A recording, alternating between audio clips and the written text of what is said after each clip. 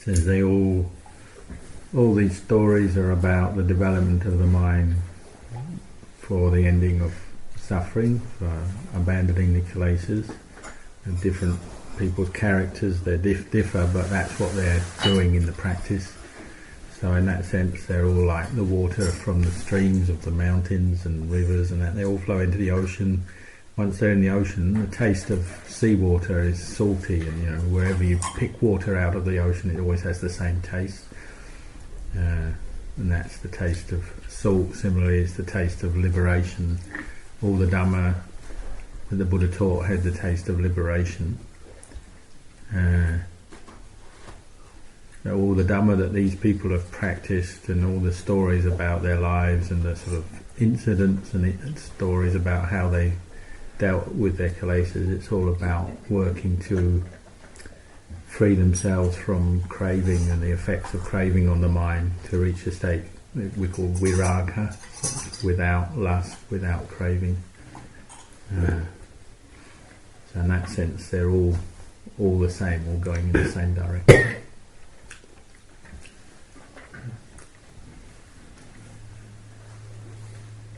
There's a question about has Luang got any advice for walking Tudong in a country like this, a non-Buddhist country?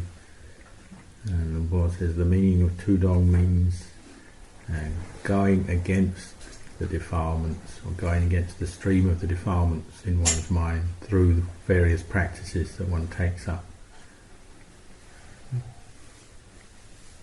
The result of those practices one gains is patience, endurance, and an ability to not give in, or ability to resist the defilements.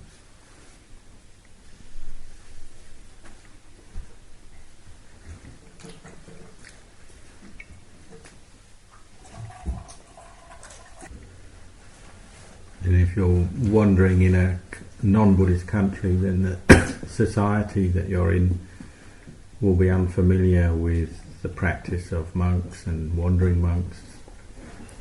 So at first they might not really accept what you're doing or understand what you're doing. But over time they might come to be more familiar with it, and then they can probably support what you're doing.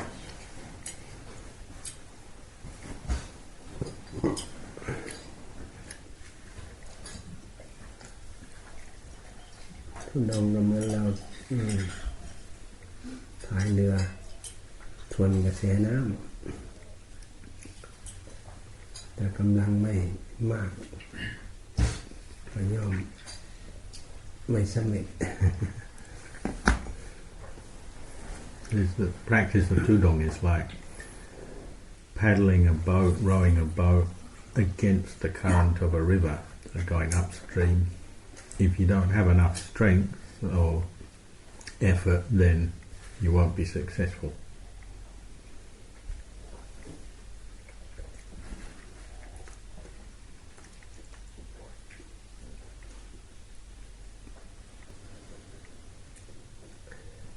So previously to being monks, we're used to living in a lifestyle in a way where we follow our desires and wishes, getting the things we want when we want, making life comfortable and convenient for ourselves. When we come into the robes, we are dependent on other people for our livelihood, which requires a lot of adjustment and patience, and we won't always get what we want, when we want, in the way we want, in terms of requisites and similar and other things in our lifestyle. And especially when you go wandering, that becomes more heightened, that complete dependence on others and the conditions that one meets one can't control at all. So it naturally will bring up a sense of worry, concern in the mind based on one's attachment to the previous sense of comfort and convenience and getting what one wants. So it's an opportunity to see that, to see those attachments come up, reflect on them, work with them. The most extreme will be the fear of actual fear of death. What happens if something happens and I die? if there's any source of danger where one goes to stay, or the fact that one's on one's own, one could get ill or injured or meet a wild animal or snake or something. So that's the root cause of this worry and the mental proliferation you might experience. It's the very attachment to life, and then the fear promotes all this proliferation, and you can start to look at it and see, well, it's unreasonable fear. It's created out of just the mind's attachments, its delusions. The other part of going on Tudong is, well, it's a test of your own personal discipline, commitment to the practice. So if you leave the monastery, you've got less surrounding influences, good influences on you. You don't necessarily have the Sangha around you, the rules of discipline around you to help your practice. So then you can look at your behaviour and your mind. How are you in that situation? And some monks are actually tempted to become to go backwards in their practice because there are lesser restraints on them from, say, the community, and the life in the monastery is not there. So then they might go backwards and actually behave in more sensual ways, actually look for ways to follow their attachments, their desires, might actually break the rules, and so on. What one has to do is, when those sort of desires and tendencies come up, is establish mindfulness and determination and commitment to observe the mind. And obviously there'll be some irritation or frustration because one's not getting what one wants. One might have a desire come up to get something and one can't get it. So then what does one do? One has to observe with mindfulness that kind of irritation or reaction in the mind. But one shouldn't see that as a cause for, saying, despair or being disappointed with oneself. If one has a adverse reaction, a negative reaction to not getting what one wants, that can also be a cause of wisdom and understanding. It can actually bring us something beneficial. So we shouldn't just sort of judge ourselves and say, oh, now I'm just caught up into a lot of desire, I'm not a good practitioner, I'm no good, I can't practice, or something like that. But just stop, look, learn from those experiences and see, well, they are just experiences of the mind coming up, different moods of wanting, desire, frustration, so on. Learn from them, and one will see, well, they are just experiences of the mind that arise, pass away. One practices contemplating them, say as anicca, dukkha, anatta. And they can actually turn into something good for one in the course of one's practice. And you might say one is letting go or burning off various desires and attachments that normally have been bothering one from the past. This is a chance where one could just watch them arise and pass away without following them, so that one is actually developing a sense of liberation from them.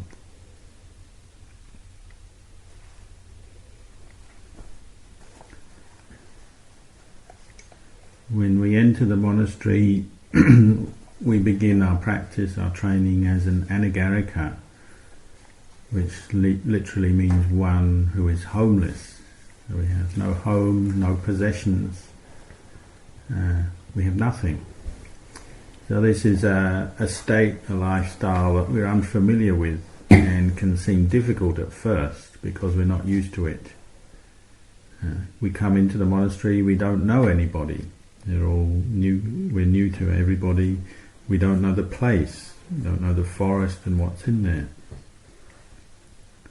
So it's quite natural that this will stir up some worries and concerns, make us nervous, and just generally make us feel not quite comfortable, not peaceful. But of course, this is something we can learn from. As we develop mindfulness, we become more and more clear of our own mind. We see these different moods arising and passing away. And we can see that that's all they are. They're just moods. They're no real threat to us. There's no real danger in them. Over time, we learn how to adjust to the new lifestyle, to the place, to the people. And those kind of moods and worries won't bother us so much. We can see that really we have no refuge, no external refuge. Say as a lay person, we take refuge, say, in our own stability of lifestyle, our income, our home, and all those sort of material things. But we've given that up, so it seems like now we have nothing to depend on. But of course that draws the mind into developing inner qualities of mindfulness and wisdom as a refuge. As a bhikkhu or one living in a monastery, we depend on the basic necessities, the four requisites. But we can't really expect too much. Whatever people offer, we can't demand or make have expectations from them. All we're really allowed, our allowance from our ordination is rag robes or discarded cloth, pangsakula cloth, the foot of a tree for lodging, or maybe a disused building perhaps. Alms food just means whatever people are willing to share with us, good or bad, whether it's nice food, not good, nice food, whatever. We can't demand certain foods. And then there's other Tudonga practices we can take up, so like just eating in the bowl, no other vessels, just eating at one sitting, one time, and so on. These different ascetic practices we take up, or might take up, we practice regularly to develop certain discipline and restraint to counter our tendency towards mental proliferation and following our desires. What it supports is the development of this quality, the puru, the one who knows, or this quality of knowing. And we keep following up whatever the mind is doing, whatever our mental activity is, with this quality of the knowing. And these practices support this. They bring us some simplicity and discipline to allow the mind just to focus on itself without a lot of other complexity or distraction. We can see that the main obstacles to the mind becoming peaceful and one-pointed is what we call the Bolipodi Dhammas, these sort of different issues that cause worry and agitation in the mind. Worry about food, about relatives and family, worried about the place, other people, our health, all these kind of normal things that the mind is occupied with.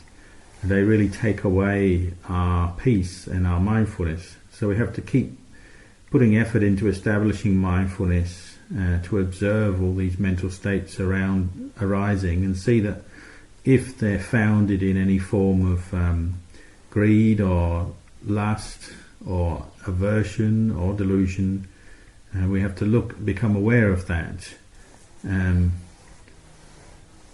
we can see that if we keep developing awareness, then we do have a chance to change this for the better, change ourselves for the better. As we become aware of these different mental states arising, we get used to and become more clear on our own particular character and personality. And you can see, different people have a different character. Some are more based on lopa, they have more frequently, they have more moods of sensual attachment or greed arising. Others are more based in anger, in their characters, based in anger. Others are based in delusion, others characters based in, they have a lot of confidence and belief, sattha. Others are warriors, vitaka cerita, they worry and have lots of thoughts coming up to bother them. You get to know your own character better by keep practicing, developing mindfulness in this way, learning from the experience of your own mind in your daily life. And as you learn in this way and you keep hearing the Dhamma teachings, then your own view about the world and things starts to change. And you're no longer quite so caught up in seeking comfort and convenience and those sort of external refuges. Now your mind's becoming in line with the Dhamma, so you're seeing through to the truth that there is really no self or essence in all these things that you used to cling to. we start to see and become familiar with the uncertainty of life. The fact that in the end, nothing is certain in this world except one thing, and that is the fact that we will one day die. As we practice like this kind of insight arises, then of course you also start to see that the other people around you are also still caught into craving and attachment for the world, and you can see the suffering of that. Living a life based on craving, you're not free, you're kind of enslaved. But now as the mind has insight into this, it starts to become tired or bored with craving and just wants to move towards a state of freedom or independence from it. Of course, you still have your old vipaka karma to work through. The results of old karmic actions will come up, and one has to be patient and work through them, whether it's on the mental level or just the experiences of life that one goes through. But one's attitude now is one of, you might say, developing a sense of cool detachment to this body and to the things of the world. A bit like, a funeral director, somebody who's managing funerals all the time. They bring them the dead body. It's not their relative or anyone. It's just you could say a client or a customer. They've brought this body in and they clean it up and dress it up for the funeral. They arrange the corpse, but there's absolutely no attachment to it. They're just doing it as a job with a sense of detachment. One has this kind of mood in the mind. As one lives in the world, one is detached from it.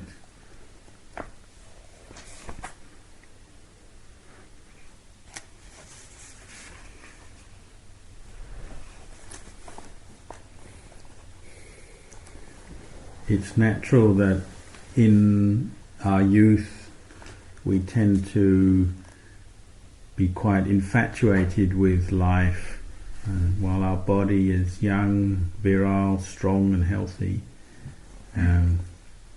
We tend to express this infatuation with seeking a lot of enjoyments and entertainments, being very active. But as we practice, that characteristic starts to change because we're developing more insight into truth. That sense of infatuation, or that automatic infatuation with the body and sensuality, starts to fade, and the way we view life and view these things starts to change. It's not that we sort of start to judge sensual attachment and lust and sort of look down on it as something bad and make a new sort of negative view of it, but we just start to see it for what it is. It's just the nature of the rupa khandha and the physical form of the body, that it is a basis for lustful attachment and sensuality, which tends to lead to indulgence and delusion, getting caught up into things. Particularly the practice of Tudong, these different ascetic practices, help us to change this, to change our attitude and experience of the world. Helps us to, say, step out of some of our old habits. And having practiced Tudong, often the mind doesn't want to go back to its old habits anymore, doesn't want to, say, re-indulge in sensuality in certain areas. It's happy not to, because it's trained to the point where it doesn't want to return to old ways. Wandering in the forest on Tudong can bring new experiences. In the old days it was perhaps good because the society was a little bit simpler, more closer to nature. Now everything is very kind of regulated and controlled and modern. In the old days, you could go, let's say in Thailand, you could go to charnel grounds. These would be outside of villages. These would be forested areas where corpses were burnt or sometimes just left. And a monk could quite easily go to those places, quietly camp there and practice meditation, and nobody would bother them, nobody would ever want to go into those places.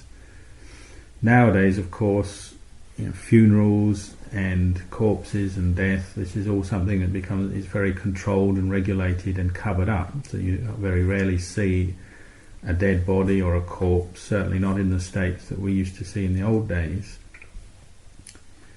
If you do get the chance to contemplate a corpse, well, it helps very directly to counter lustful attachment to this body, and particularly changes one's desire, say sexual desire, and view of the female body as something desirable starts to change.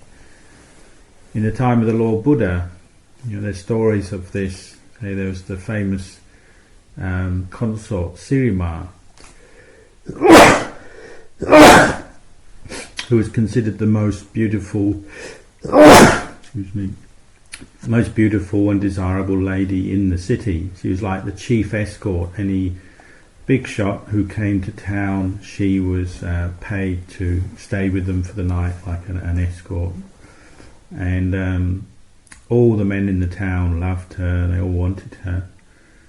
But eventually she met with an early death, and so this was an opportunity. When the Buddha heard the news that she had died, he told them to deliberately hold off the cremation for 7 days. And after 7 days he took the monks to see the body, and there was one monk who had been particularly infatuated with her, just couldn't get her out of his mind, but now he saw her corpse that was full of maggots, covered in flies and smelling. And of course, the Buddha asked, "You want her now?" And no, his view changed very quickly. His desire, sexual desire, faded until there was nothing left. So the Buddha was helping in a very direct way to help this monk overcome his lust, change his view on the body of this woman. And he later gained a nimitta that he could use to focus the mind on, just to counter lustful desire. I developed similar nimittas in my practice, staying in cremation grounds and charnel grounds, where they often, in those days, there was very little regulation, so sometimes corpses would be brought in, just left there in the open. Sometimes they were burnt, sometimes they were just buried, sometimes even just left there in open graves in a very kind of unregulated way. So there was a chance to contemplate these corpses, and you could see a corpse in every state of degeneration, not just a skeleton. That's about all you might see today, a skeleton hanging up in a glass case, but you could see the full process of degeneration from the beginning through to the end, and really develop a sense of clear understanding of what it is for a body to decompose, and giving a strong sense of revulsion for the body, because as you see the body changing, it becomes full of maggots. They start to eat parts of the body, all the organs are exposed, it becomes bloated and smelly and liquid oozing out of it. You see the whole process of decomposition. This is very beneficial. It's an excellent tool for countering sensual attachment, lustful sexual desire. In those days, everything was quite natural, so you had the chance to really do that. Whereas today, they're going in the opposite way. They're always trying to hide the body. They fill it full of chemicals as soon as it dies. They dress the corpse, they refrigerate it, and so on. So you very rarely see the process of decomposition anymore. In those days, it was possible to see a body decompose on a daily basis. Just keep looking at it, observing it. As the maggots were laid, the flies come, they lay their eggs, the maggots arise, eat the body. All the different stages of decomposition were there for you to study, and the kind of image you would get in your mind, and just the sort of sense you would get, would be so strong that maybe you couldn't eat for a day, because it's just so repulsive having studied a corpse in that situation. And of course one would get very clear nimittas that one could use, and not just a passing flash in the mind, but a nimitta you could hold in the mind. Even when your eyes are open, you could bring that nimitta up. So your eyes are closed, your eyes open, you just have a nimitta of a corpse that perhaps you're holding on to and developing as a meditation object. And this is what they mean by a supagamatana. It's really concentrating your mind on the image of a body as a corpse. If one has not yet developed the practice very much, then that's an excellent source of support for the practice. But one might have to work at it a bit to really hold an nimitta like that and gain insight. But if somebody already has a foundation of samadhi and wisdom, then they only need to see a corpse once, say, or briefly, and then that insight can arise from that, and they can use that for really countering their lust.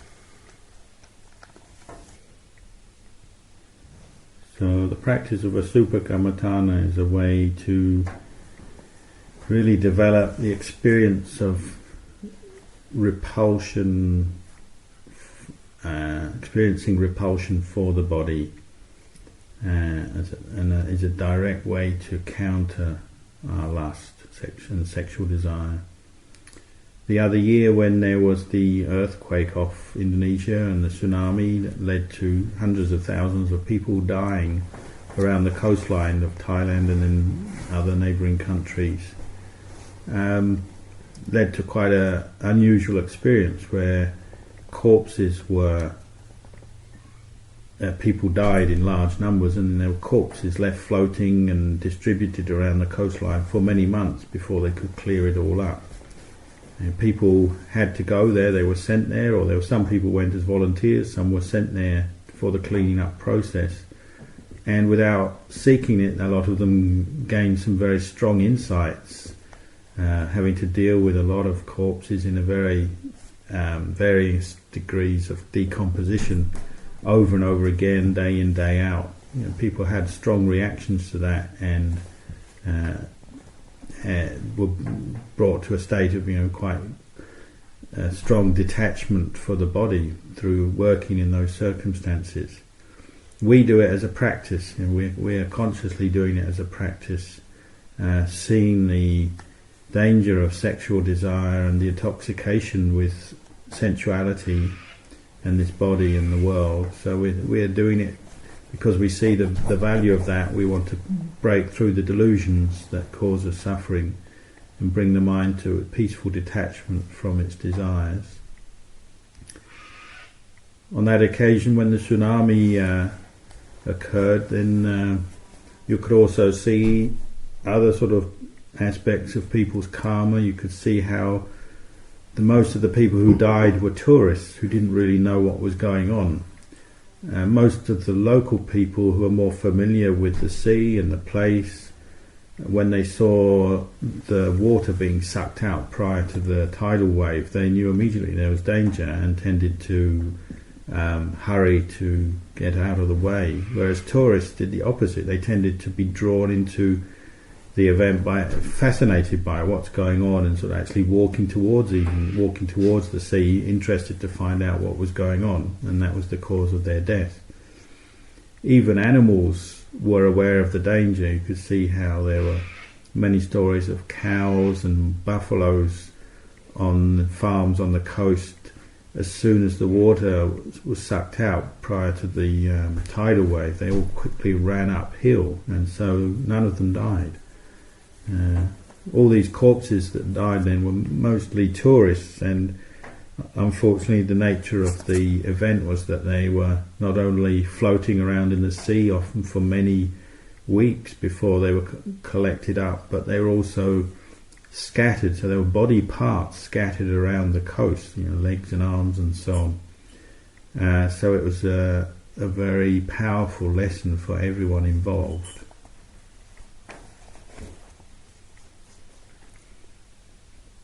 It may be normally people shouldn't die in such large numbers with an event like that, but because earthquakes and tidal waves and things, these tend to panic. People panic when these situations arise, and the panic means that they don't often do the right thing or the wise thing, so they're more vulnerable to getting killed.